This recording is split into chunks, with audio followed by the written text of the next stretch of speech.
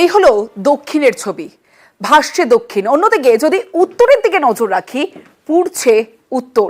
আশ্বিনের শুরুতে উত্তরের যে ছবি আমরা জানতে পাচ্ছি, উত্তরের আবহাওয়া সম্পর্কে যেমনটা আমরা জানতে পাচ্ছি, 31 ডিগ্রি টেম্পারেচার আজ কালিম্পংয়ে, 31 ডিগ্রি ছুঁই ছুঁই পারদ, কাঠফাটা রোদে কালঘাম পাহাড়ি শহরে। একদিকে পর্যটকরা তারা নাভিশ্বাস, কারণ এই সময় আমরা পাহাড়ে যাই শুধুমাত্র পাহাড়ের ওয়েদার উপভোগ করার জন্য, কিন্তু পাহাড়ে 31 ডিগ্রি সেলসিয়াস। আশ্বিনের শুরুতে বাংলার দুই প্রান্তে দুই ছবি।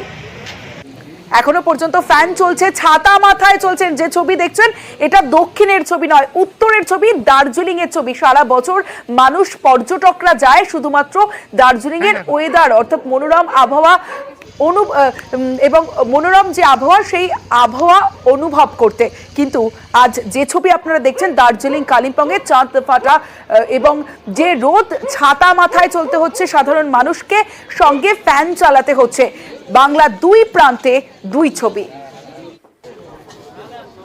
আমি এই নিয়ে 6-7 বার এসেছি, কিন্তু এরকম হট টেম্পারেচার কখনো পাইনি। দার্জিলিং এ ফ্যান চলছে, এটা ভাবতেই অবাক লাগছে। অসহ্য গরম লাগছে, এরকম ভাবতেই পারি না যে দার্জিলিং এ এরকম গরম হতে পারে। ফার্স্ট টাইম ফ্যান চলছে এবং গায়ে কিছু দিতে হচ্ছে। হাঁসফাঁস শৈল শহর, গরমে পড়ছে উত্তরবঙ্গ। পাহাড় থেকে সমতল, তীব্র গরম। স্কুলের সময় এগোনোর আর্জি বিজেপি বিধায়ক। শিক্ষামন্ত্রী ব্রাত্য বসুকে চিঠি শঙ্কর ঘোষের।